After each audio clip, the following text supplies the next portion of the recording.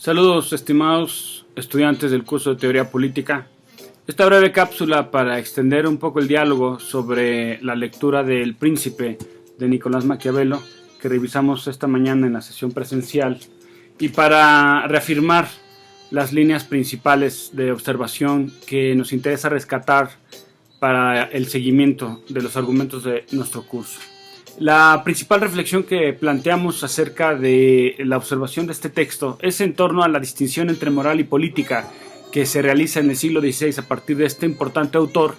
en contraposición con los postulados de una teocracia medieval que venía señalando las atribuciones o virtudes de un soberano en función de un credo relacionado estrictamente con dogmas de carácter trascendente, en este caso la ideología derivada del pensamiento político de los oficiales de la Iglesia y que había venido a poner una alta tensión en la estructuración de la organización política de la Edad Media y de los primeros siglos del segundo milenio, sobre todo en la región de Italia. Esta desconfiguración del orden político en la región originaria del Imperio Romano, en las provincias principales de Italia, había generado una serie de estructuración segmentaria, feudal, a partir de la cual los distintos reyes, príncipes o soberanos de la región podían interactuar entre sí principalmente mediante el arbitraje de la figura papal y mediante la intercesión de los obispos y de los otros agentes de la vida institucional eclesiástica que habían ya acumulado para sí una gran cantidad de poder, tanto material como político. Esta situación es lo que sirve de contexto para que Maquiavelo desarrolle una de las más importantes reflexiones de las que se tiene registro y que, de acuerdo con muchos teóricos políticos contemporáneos, sienta las bases también de lo que podemos comprender como una ciencia política. Una observación basada en una metodología particular en donde se trata de plantear lo que está sucediendo en las relaciones políticas entre los hombres, más allá de postular lo que debería ser respecto de la relación política entre los hombres. Y en este sentido constituye un parteaguas también de diferenciación disciplinaria, porque precisamente en esta obra lo que Maquiavelo más bien viene a mencionar, viene a estudiar, a analizar y a polemizar, es la constatación mediante sus referentes factuales de lo que está haciendo los principios de la actividad política, las vías de la consecución del poder y los mecanismos de preservación del mismo, hasta lo que su experiencia como historiador y como político versado en el arte de las relaciones internacionales le había producido y le había permitido explorar. De manera tal que con este desarrollo metodológico, con esta orientación disciplinaria que postula Maquiavelo para observar lo que sucede en lugar de lo que debería suceder, es que podemos observar a un texto como este en la base del origen de la ciencia política contemporánea. Como había dicho ya, el principal postulado que de esto se deriva es la racionalidad de la política, o lo que se ha comprendido posteriormente como razón de Estado, en términos de ser una práctica moral diferenciada de lo que sería la moral social generalizada. Y en este sentido, hay algunos postulados que también han sido mal interpretados por parte de los observadores de esta teoría, que se suscribe a los postulados de anteriormente Tucídides y de Hobbes, en lo que se comprende hoy como realismo político, y que tiene que ver con justamente esta tradición de interpretar y de analizar lo que está sucediendo más allá de lo que debería suceder, y sobre todo de ubicar y dar cuenta de que el fenómeno del poder responde a leyes particulares que, no obstante ser distintas de las proposiciones de orden moral que rigen a la sociedad con origen en una idea religiosa o por la simple tradición y la costumbre, el orden político se rige por una normatividad propia que frecuentemente tensiona o se distancia de los postulados de la moral social. En este sentido, lo que Maquiavelo está señalando es que el soberano, el príncipe o cualquier persona que esté en una condición de poder o de síntesis de las convergencias históricas de la sociedad, está expuesto a tensiones morales que son particulares de esa posición y que no son correlativas con ninguna otra experiencia de la vida social. El enfrentarse a el problema de la seguridad de una comunidad, por ejemplo, conlleva asociadas la necesidad de tomar medidas que son distintas de las que son permisibles a un ciudadano común, a un súbdito común, y que tienen que ser abordadas justamente por un sujeto particular que tiene la investidura de una serie de potestades que son únicas y particulares a este sujeto. En este sentido, lo que Nicolás Maquiavelo está dando cuenta en El Príncipe es que en los reinos, en la historia política de los reinos de los que él da cuenta y en el acontecimiento político de los eventos de la Europa medieval y de la Europa del siglo XVI en la que él se encuentra inmerso, hay una necesidad de establecer un razonamiento de suma cautela en la formulación de contratos y de promesas por parte de quien detenta el poder frente a la petición y a la proposición de los distintos agentes de la vida política de su tiempo, en términos de que la dificultad y la complejidad del entorno político de un reino, particularmente en términos de la complejidad que va ganando en el siglo XVI el hacer de la política y la diferenciación de la misma sociedad, hace necesario que el soberano revise frecuente y periódicamente aquellos convenios, aquellos pactos, aquellos tratados, aquella palabra empeñada en la consecución de algún objetivo particular, y que esto no debe de causarle un conflicto de carácter moral o interno, psicológico, a quien detenta la figura del soberano, porque es precisamente parte de la función compleja de un operador político que tiene que revisar estas condiciones de posibilidad para el desempeño y el desahogo de los acuerdos sociales, en términos de que en ocasiones la propia consecución de un convenio, de una palabra empeñada, puede operar en detrimento del propio reino y de toda la sociedad. Y asimismo, en función también de que muchas veces en el contexto de las relaciones internacionales o del propio Estado, la complejidad de la vida política, las condiciones que posibilitaron la generación de un pacto social, de un acuerdo político, desaparecen o se transforman de manera tal que los efectos que se preveía de estas condiciones ya no están más, y por tanto el acuerdo que se generó con motivo de estas condiciones también está desprovisto de sentido, y por tanto el soberano tiene que estar más allá de las convenciones morales de sujeción a un pacto escrito para poder reposicionar al Estado y reposicionar a la comunidad política en nuevas condiciones de posibilidad para obtener el mejor bien y para el mayor número de personas en términos de las nuevas configuraciones de las fuerzas sociales en cada momento dado. Entonces esto hace que se diferencie de alguna manera muy importante, polémica, compleja, incluso difícil de asir para los propios términos de la propia ciencia política contemporánea, lo que se comprendía anteriormente como diferencia entre moral y política. De todo esto, que Maquiavelo también ha sido muy criticado por círculos de pensamiento conservador y por círculos de pensamiento dogmático que tienen un postulado de observación sobre la idea de monarca, principado o soberanía, o sobre la figura de autoridad que tiene que responder a ciertas características, a ciertos elementos de carácter, de temperamento y de personalidad que están y se preservan en el plano de lo ideal, y que rigen no obstante como una forma de estímulo y de incentivo y de sentido para la generación y el perfeccionamiento de las generaciones que van ocupando las posiciones de soberanía, pero que, de acuerdo con lo que postula Maquiavelo, hasta ese momento particular del siglo XVI estaba bastante limitado y estaba bastante restringido respecto de este ideal alto que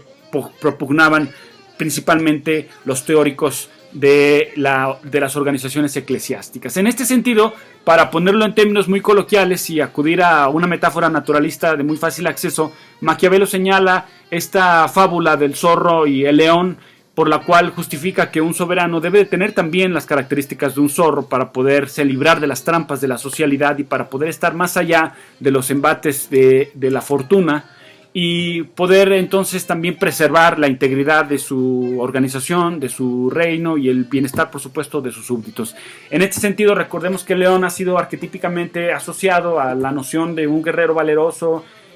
a las virtudes de la caridad y el desprendimiento, al mismo tiempo que de la valentía y del vigor, mientras que la figura del otro animal ha sido más bien demeritada, cuando lo que está postulando y lo que observa Maquiavelo en esta metáfora naturalista es que este segundo animal tiene la capacidad de sustraerse de las trampas que se le ponen y que asedian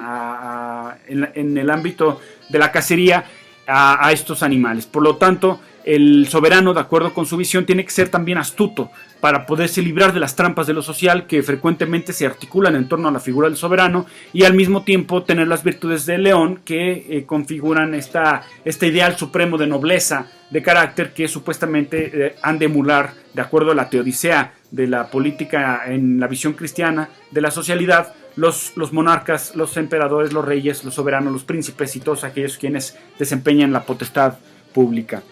la potestad, el ejercicio del poder. Entonces hay que ver también en Maquiavelo que este contexto histórico en el cual él está escribiendo esto sienta las bases también para, además de plantear una ciencia política en términos de lo que es y no de lo que debería ser, también dar bases de continuidad a un pensamiento que ya se venía forjando como un diálogo contrapuesto con los postulados de la escolástica medieval, pero que va cobrando matices cada vez más claros y que tienen que ver con la idea del liberalismo y que tienen que ver con la idea de la modernidad. Los propios conceptos de liberalismo y modernidad están ya referidos en Maquiavelo y es uno de los principales referentes teóricos como fundamento histórico y como precedente del uso conceptual de estos términos, y tenía que ver en su origen, de acuerdo a lo que él está planteando, más allá de los postulados de John Locke sobre la primacía de la propiedad privada como fundamento de este credo liberal que suscribe también Montesquieu, en la idea de que el propio liberalismo también trata de fortalecer a los ciudadanos y de empoderarlos en el sentido tanto de la posesión de armas físicas, tanto como en la posesión de elementos materiales, de manera que esto constituye una de las principales bases y fortalezas del propio soberano. Tanto mercado, tanto comercio como sea posible y tanto Estado como sea necesario. Es decir, Maquiavelo se plantea en uno de sus principales argumentos, en una de sus principales disquisiciones, cuáles son las condiciones de posibilidad para que un Estado se preserve fuerte frente al posible embate de otros Estados. Y una de las respuestas que él se da en este texto es justamente el que los ciudadanos estén armados, el que los ciudadanos sean fuertes, que sean autónomos, independientes, que tengan reservas de alimentos y de bebida en sus insumos que les posibiliten trascender cualquier asedio a una ciudad y que tengan armas que les permitan defenderse, de manera que el soberano tenga en primer lugar un ejército propio y en segundo lugar que todos los súbditos o los ciudadanos de un reino particular, de un estado particular, tengan capacidades estratégicas militares desarrolladas por sí mismos. De manera que esto, en contra de lo que se suele pensar como un ideario liberal, está planteando en términos de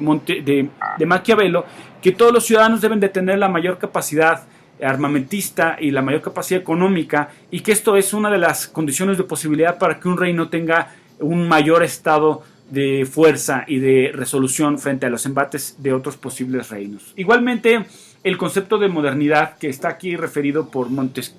Maquiavelo está trayéndonos una primera reflexión que contextualiza y sirve mucho para comprender lo que el problema de la modernidad ha significado para la ciencia sociológica contemporánea, y que tiene que ver más bien con la ubicación del concepto de modernidad mismo como una simple periferia de la temporalidad, como este aspecto de lo último que va sucediendo en el mundo, y de ello que la modernidad como concepto que intenta dar cuenta de lo que está sucediendo en las últimas fechas tenga una gran matriz de complejidad y sea per se un concepto bastante flexible, bastante moldeable, y que sirva a su vez para justificar o colocar distintos discursos políticos que tienen que ver con lo que está sucediendo simplemente a últimas fechas. Por último, lo que me gustaría destacar de Maquiavelo y de lo cual abordamos un poco con más amplitud en esta sesión de la mañana es esta parte de la virtud como capacidad de acción del sujeto frente a las condiciones históricas o de la fortuna, que viene a ser un postulado filosófico trascendental y una observación de carácter ético sobre las posibilidades del sujeto respecto de su capacidad de acción transformadora frente al estado de lo social. Efectivamente, Maquiavelo, como una personalidad procedente de un origen social de latitud alta, desprovisto por la fortuna de los accidentes políticos y despojado de su posición de influencia a lo largo de su vida, es alguien adecuado para reflexionar sobre esto en términos de lo que según él plantea como la virtud, siendo la capacidad del sujeto de prever los ciclos periódicos de la buena y la mala fortuna o de las adversidades de la historia y de la política, de manera tal que cada sujeto puede observar que la buena y la mala fortuna, que el advenimiento de los cambios en la socialidad, en la política, son, en la metáfora que él plantea, muy similares a los que ocurren con los cambios estacionales del tiempo y todos los ciclos meteorológicos. En términos de que si el agente puede observar que la fortuna cambia a favor y en contra de acuerdo con un ciclo periódico, puede oponer diques, construir elementos de contención que le permitan anticipar esos cambios en el caudal de la fortuna. Él está recuperando esta idea del río como un símil naturalista de la fortuna para decir que cuando vienen las temporadas de lluvias y los ríos crecen, aquellos a quienes no previeron construyendo diques durante la época de crecimiento del río, cuando viene una sobreabundancia del caudal, entonces se ven afectados nuevamente por el desbordamiento de estas aguas. Por lo tanto, el agente político está llamado a observar los tiempos de bajo caudal del río de la fortuna para construir diques que le permitan estar en posibilidades de contener y de prever,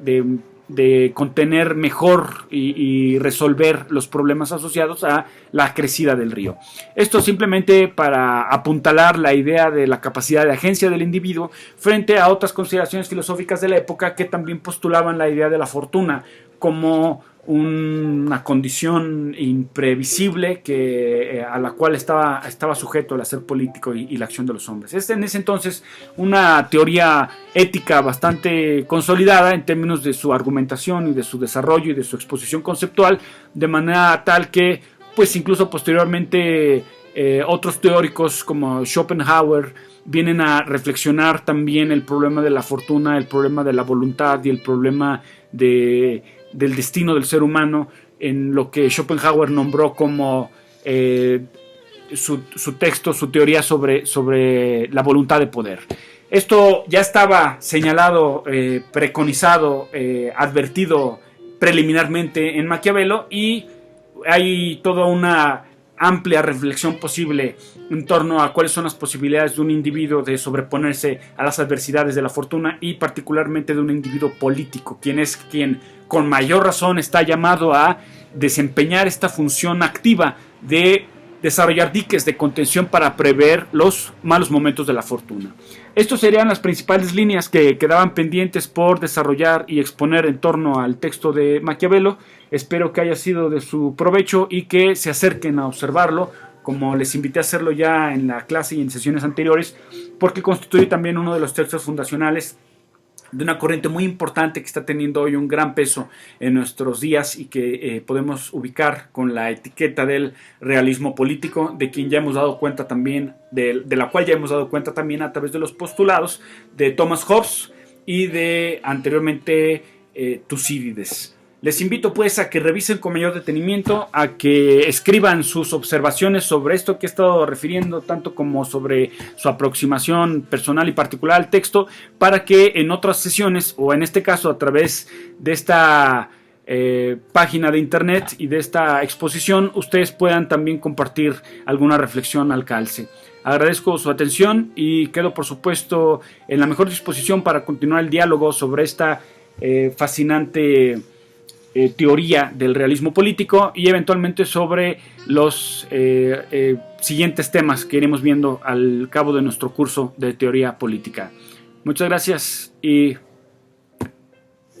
que estén muy bien.